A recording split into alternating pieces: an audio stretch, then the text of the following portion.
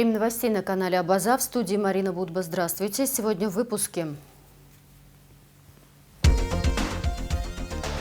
К столетию народной дипломатии в Абхаз-Госфилармонии состоялся гала-концерт российско-абхазской дружбы. 78 собак были простерилизованы в ходе совместной акции администрации города Сухум и Фонда по защите животных «Добрый город». Мировая премьера в Русдрам 19 и 20 декабря на сцене театра Искандера представит спектакль «Эдит Пиаф» Александра Огарева.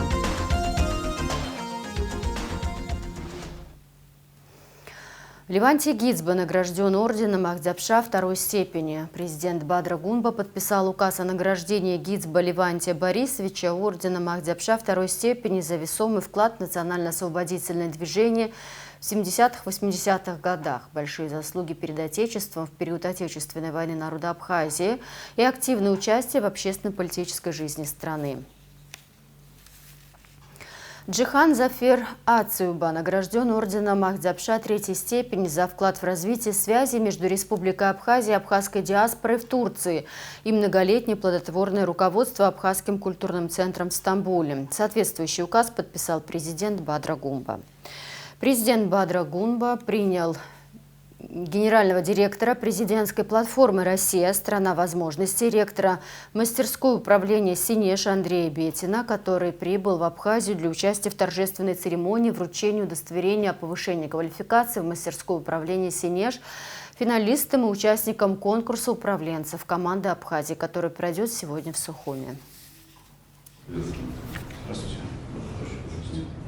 Благодарю за ту поддержку, которую вы оказываете системным образом. Действительно, за этот небольшой промежуток проделана огромная работа. Сегодня мы все подводим итоги образовательного модуля. И сегодня в рамках нашего взаимодействия, очень тесного взаимодействия с главным нашим стратегическим союзником, с Великой Россией, за этим же стоят тоже люди, которые формируют этот высокий уровень взаимодействия, отношения.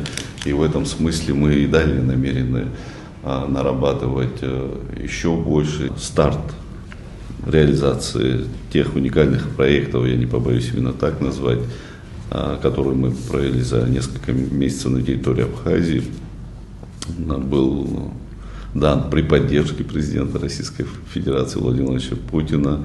Именно уникальность этого проекта позволила нам сменить акценты и применить новый инструментарий в формировании, в том числе и в рамках кадровой политики.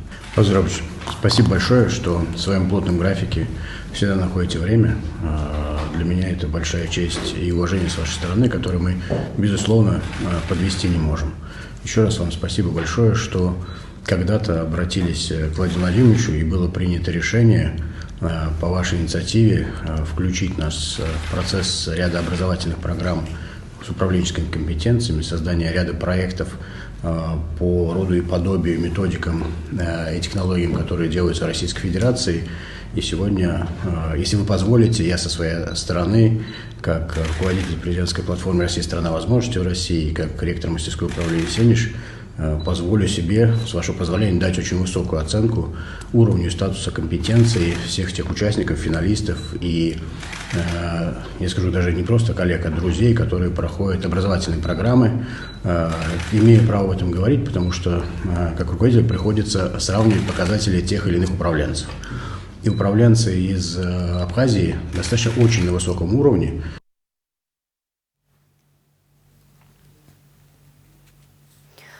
Новости парламента. Рабочую встречу, посвященную развитию абхазо-российского сотрудничества в сфере высшего образования, науки, технологий и подготовки кадров, провел председатель Комитета Народного собрания парламента по экономической политике, реформам и информационным технологиям Резу Зантария. Во встрече приняли участие также представители высшей школы, декан механико-технологического факультета Новосибирского государственного технического университета Андрей Тюрин и декан факультета мехатроники и автоматизации НГТУ Михаил Вильбергер, директор филиала Центра народной дипломатии в Абхазии Татьяна Савченко и другие. Колонна МЧС Абхазии с гуманитарным грузом направилась рано утром в Донбасс и Новороссию. 85 тонн цитрусовых и бутилированной воды будут доставлены в ДНР, ЛНР, Херсонскую и Запорожскую области, сообщили в пресс-службе МЧС.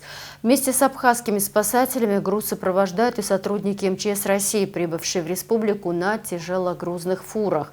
Акция организована при поддержке армянской общины Абхазия, абхазской цитрусовой компании при содействии властей и жителей республики, которые приносили в пункты приема МЧС цитрусы из собственных садов. Гуманитарный груз прибудет на Донбасс уже 17 декабря.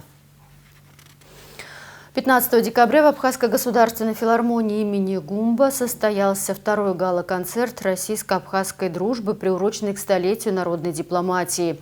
Мероприятие организовано представительством Россотрудничества при поддержке Министерства культуры Абхазии. Подробнее в репортаже Аристида Каракасиди.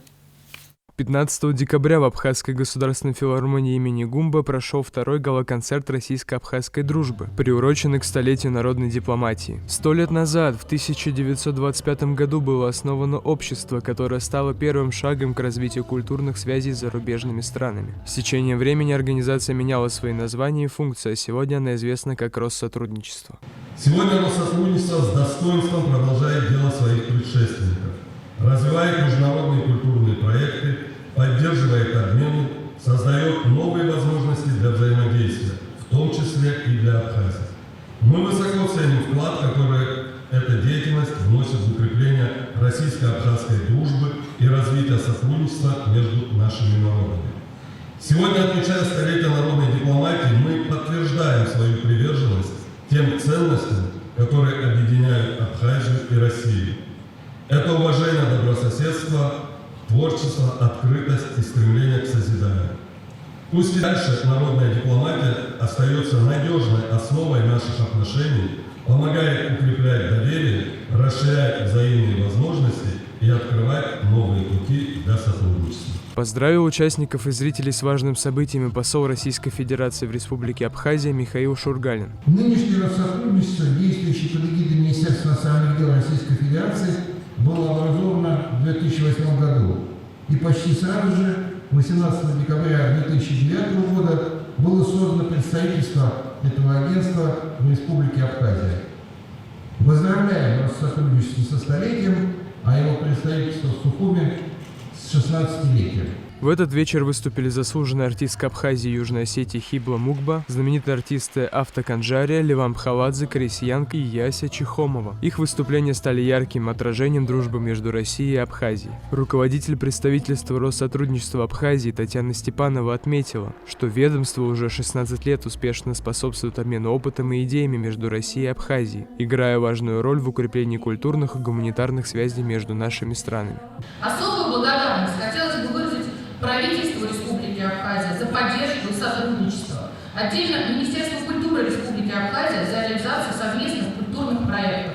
Ваши усилия и преданность делу культурного обмена между нашими странами играют огромную роль в развитии российско-абхазских отношений. Сделано немало, но будет сделано еще больше. Народная дипломатия, как один из важнейших элементов внешней политики, продолжает служить основой для взаимопонимания, доверия и сотрудничества. Концерт стал ярким примером того, как искусство помогает развивать эти ценности. Аристид Каракасиди, Евгений Сильченко, Абаза ТВ. По согласованию с Абхазской православной церковью и руководством Республики Абхазия на территорию древнего Мокского собора X века прибыли реставраторы Александр Прытков, заместитель генерального директора крупнейшей реставрационной организации России, Межобластное научно-реставрационное художественное управление, и Андрей Пастухов, руководитель бригады реставрации иконостасов и произведений из дерева. Об этом Абснепресс сообщил глава Абхазской православной церкви Виссарион Аплия. Гости из Москвы осмотрели иконостасы и иконы с целью оценки их технического состояния и возможности осуществления реставрационных мероприятий. Иконостас был установлен в 1858 году на личные пожертвования абхазского владетельного князя Михаила Чачба. Чрезвычайный и полномочный посол Республики Абхазия в Республике Никарагуа Инар Ладари и советник посланник Аляс Айба приняли участие в торжественной церемонии открытия первого международного форума «Никарагуа экспортирует 2025. Продвижение экспортных возможностей на новые рынки», которая состоялась в Манагуа. Участие в таком значимом экономическом событии подчеркивает заинтересованность Республики Абхазия в укреплении торгово-экономического сотрудничества с братской республикой Никарагуа и изучении новых возможностей для двусторонних проектов.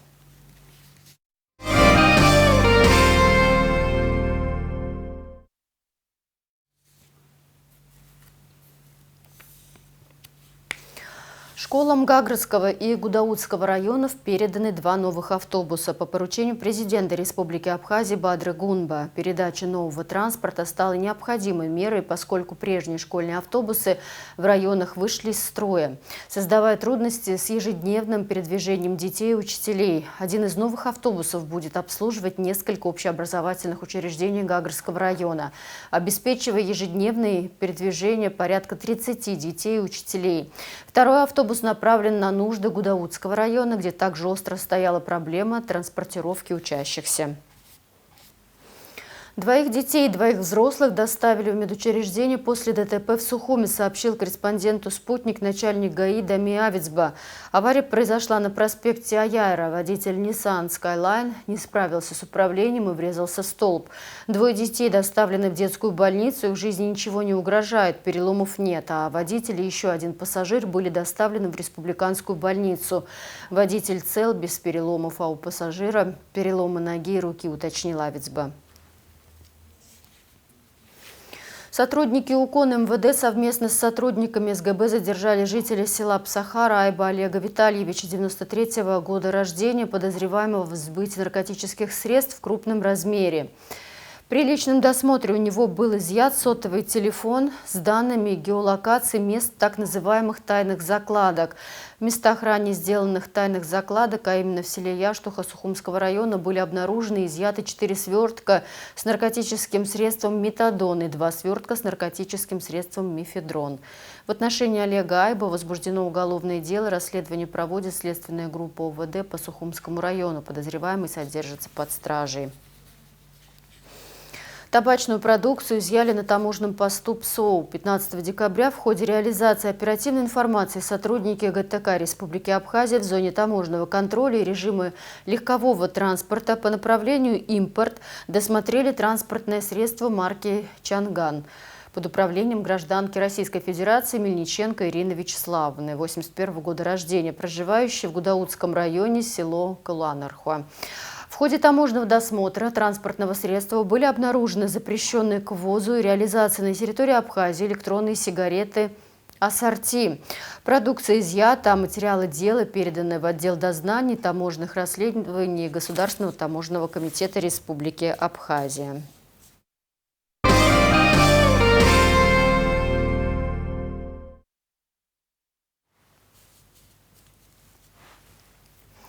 В рамках реализации ведомственной краткосрочной целевой программы развития сельского хозяйства на 2025 год осуществляется поставка средств малой механизации.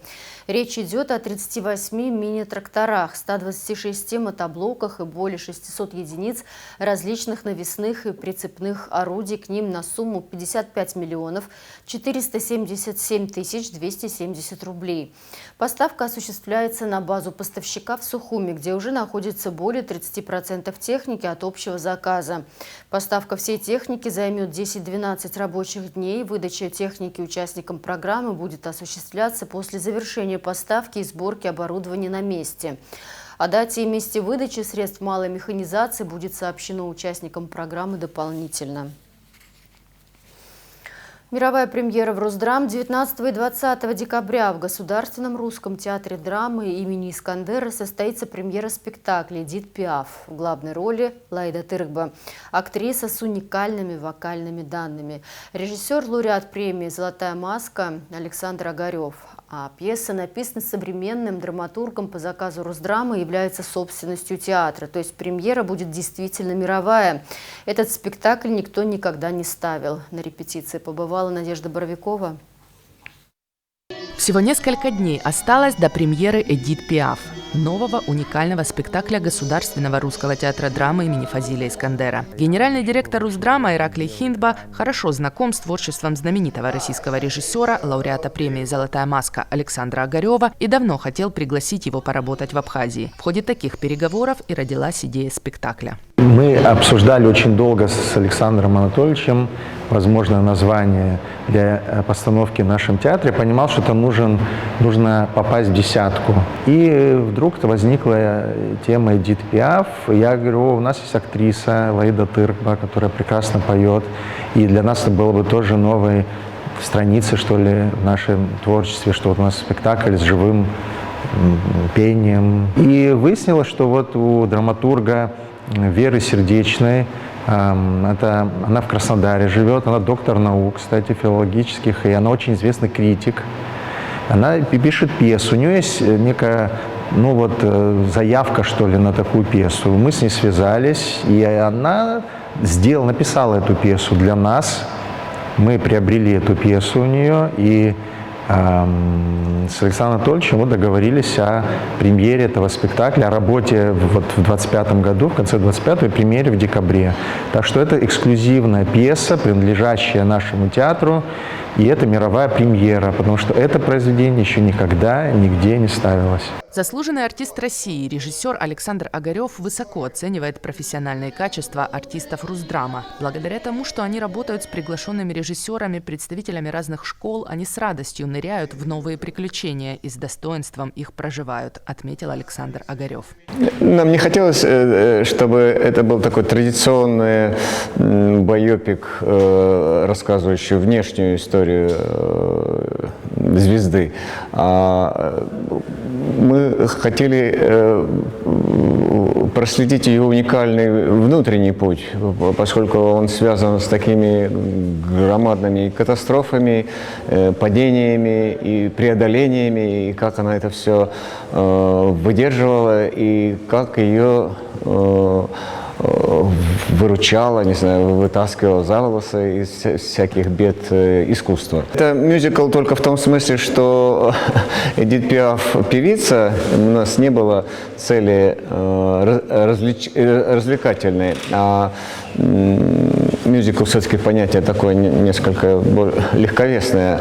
А здесь песни необходимы, как говорит сама Пиаф, песни — это крик души. И, то есть вот как такие 10 выкриков, у нас 10 песен ее, в этом смысле эти песни необходимы. Воплотить на сцене историю маленькой женщины с сильным голосом предстоит Лаиде Тыркба. И хотя сама природа подарила артистке нужную хрупкость и уникальный голос, судьба Эдит Пиаф настолько сложна, полна потерь и трагедий, что работа над ролью требует полной отдачи и такой концентрации, что Лаида не может отвлечься даже на несколько минут. Интервью только после премьеры, с извинениями говорит она. Ее коллеги по цеху видят, каких усилий стоит ей эта роль, и стараются всячески ее поддерживать. У нее такая заглавная, сильная, мощная, очень тяжелая роль, из-за которой она и не спит ночами, из-за которой она и мучается, и не будем вдаваться в подробности, так и у остальных. Мы, в принципе, весь остальной коллектив, мы ей помогаем рассказать эту историю.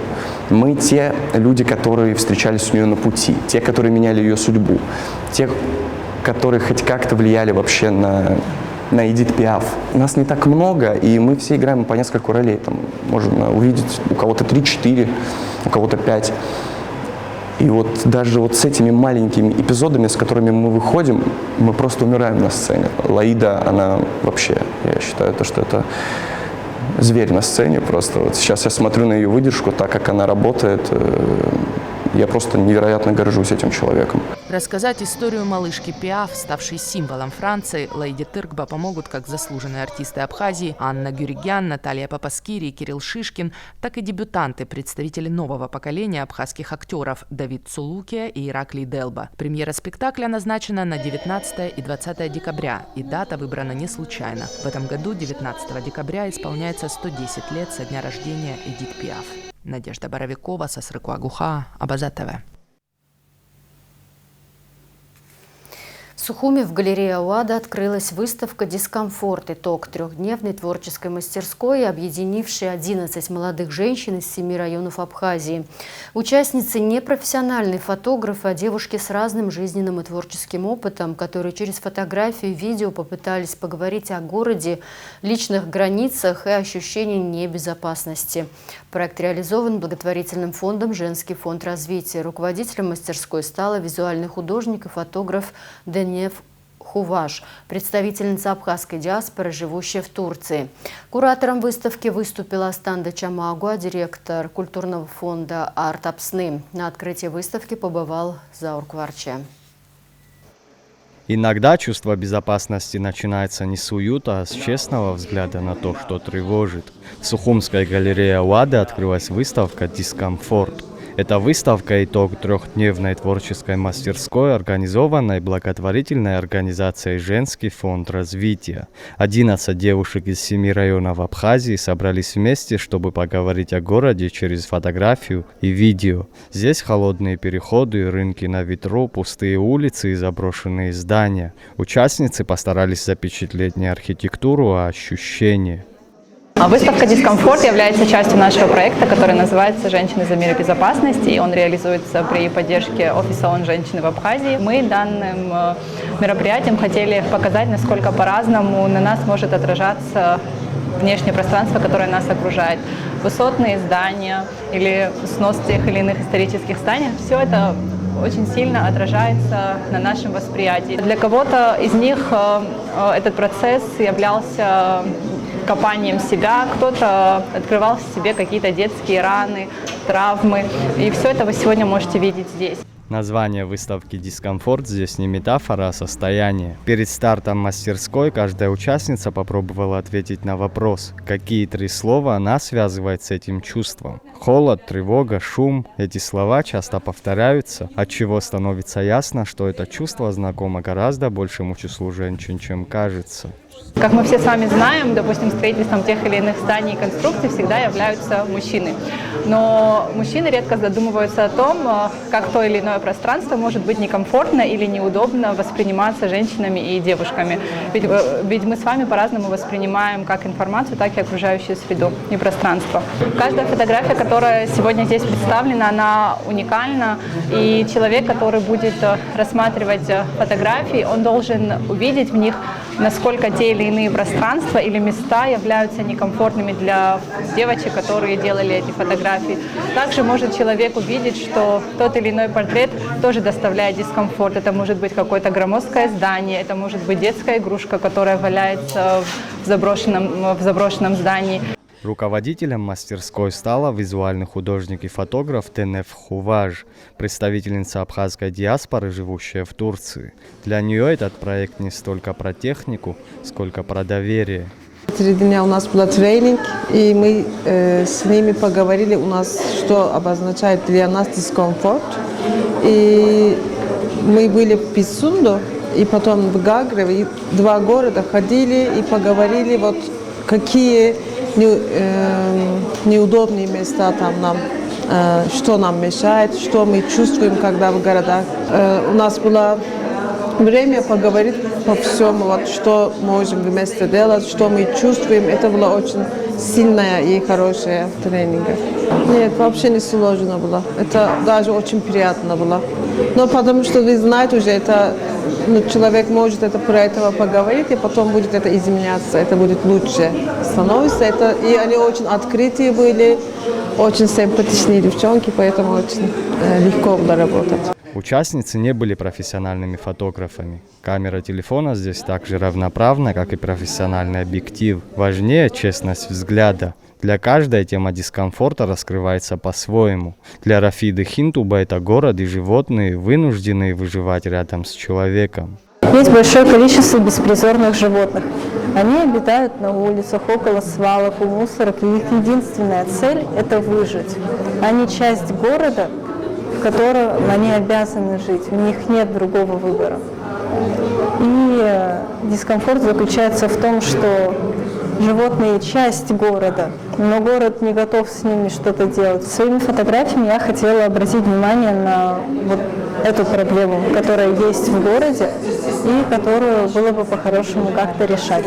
Для Мии Абгаджава отправной точкой стал рынок. В ее работах дискомфорт не в пространстве, а в глазах людей, мимо которых мы привыкли проходить. Первым опытом нашей съемки был Пицунский рынок. И вот что меня больше всего удивило, это условия, в которых работают люди, сидят. То есть они каждый день приходят на холоде. И, конечно, первое, о чем я подумала, это снять именно людей. И вот что меня зацепило, это их взгляд. Вот, например, данная картина, женщина сидела, и вот меня зацепили ее глаза. Я решила крупным планом ее снять, показать, вот, не знаю, всю ее боль, при том, что в глазах читается, будто бы она вот молодая девушка. Вот мне так показалось. Также вот эта женщина, она сидела вся в черном, и как будто вот застывший памятник. Вот первое, что в голову пришло. На сегодняшний день в Абхазии пожилые люди, они работают в очень плохих условиях, и мне хотелось как-то через эти фотографии, через их взгляды показать это, и мне кажется, мне удалось. Коллаж Астанды Делба соединяет личные воспоминания и семейные фотографии с хаосом рынка и образами разрушенных зданий. Все это складывается в визуальный рассказ о памяти, утрате и хрупкости. Моя любимая часть – это дискомфорт как ностальгия, так как тут показаны мои родные, которых, к сожалению, уже нет. Собраны некоторые воспоминания. Из этих воспоминаний подпитывается любовь к этим людям. Вторая сторона коллажа показывает нам архитектурный дискомфорт. Это про то, как мы теряем нашу архитектуру и про то, что, теряя архитектуру, мы теряем свои традиции, свою историю. И если мы будем намного бережнее относиться к архитектуре исторической, то, возможно, мы сможем сохранить на сегодняшний день нас как нацию, как народ, огромный, сильный, стойкий. А здесь ниже показывается как архитектурный дискомфорт, как больше про хаос, вот этот шум лишний, то, что мы не любим видеть, то, что мы не любим слышать. Выставка «Дискомфорт» — это женский взгляд на пространство, которое мы все делим, но чувствуем по-разному. Здесь не дают ответов. Здесь предлагают задержаться и прислушаться к себе. Куратором проекта выступила Астанда Чамагуа, директор культурного фонда «Артапсны».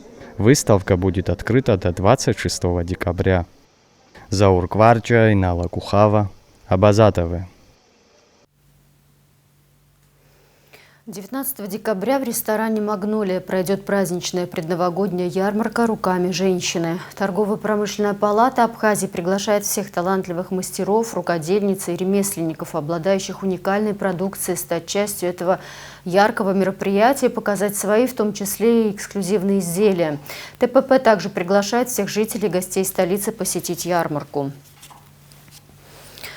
78 собак были простерилизованы в ходе совместной акции администрации города Сухум и Фонда по защите животных «Добрый город». В уходящем 2025 году это последняя акция, и, как отмечают волонтеры, впервые за послевоенные годы выбран гуманный способ сокращения популяции. Безнадзорных животных отстрел заменен цивилизационной стерилизацией. Об итогах совместной акции расскажет Анастасия Никонова.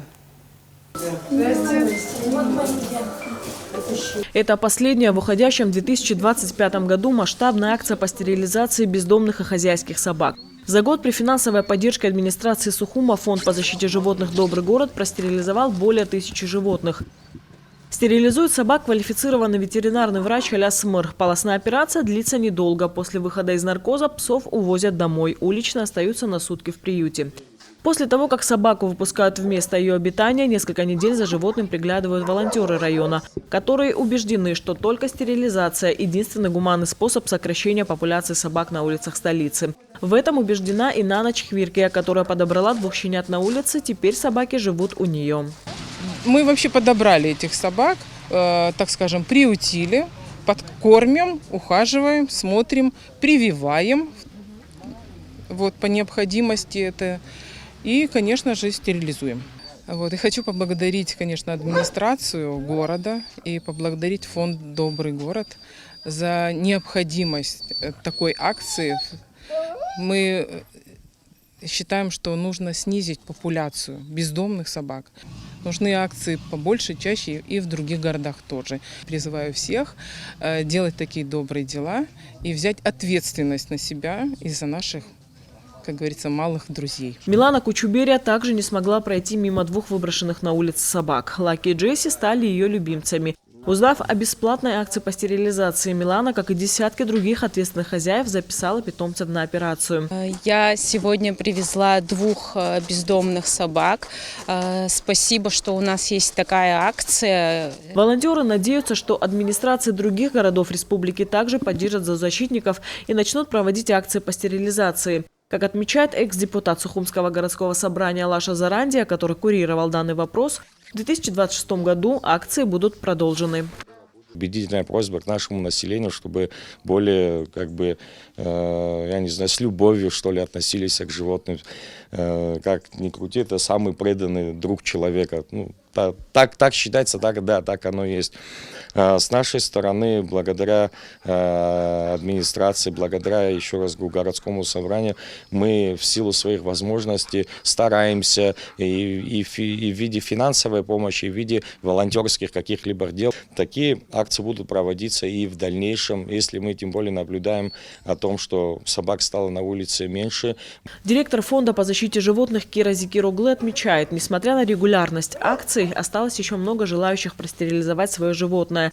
Списки заполняются буквально за сутки и, к сожалению, не вмещают в себя всех желающих простерилизовать питомца.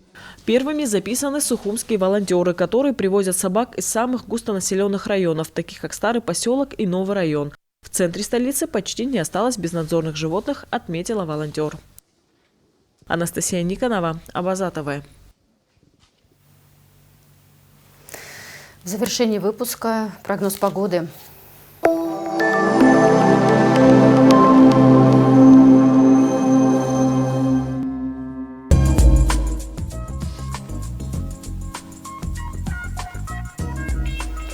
В среду 17 декабря в Абхазии ожидается переменная облачность без осадков. Атмосферное давление высокое. Ветер слабо умеренный. Температура воздуха ночью 2,7, днем 4,9.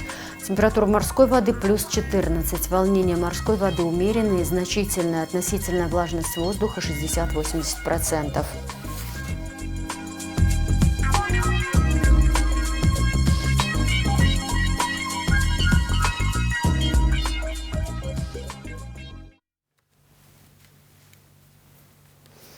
На этом пока все. За развитием событий следите вместе с нами. До встречи.